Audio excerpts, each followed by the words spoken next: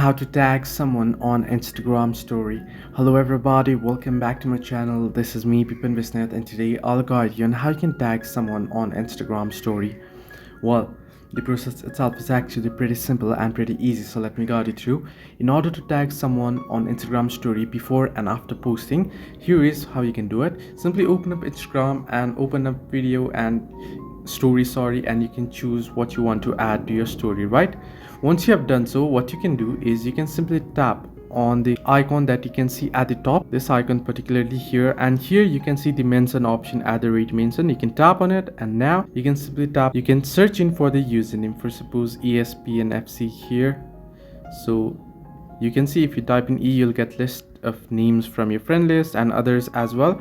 So this is how you can mention. Similarly, if you want to do it after posting, what you can do is once you have posted the video, you can tap on the three dots at the bottom right corner, and once you do so, you'll get a pop-up like this, and here you can see the add mentions option. You can tap on it, and now you can go ahead and search for them, or you can add them. So this is how you can tag someone on Instagram story after or before posting. Hope this helped you. Do like and subscribe, and do not forget to leave a comment down below if you have any further issues.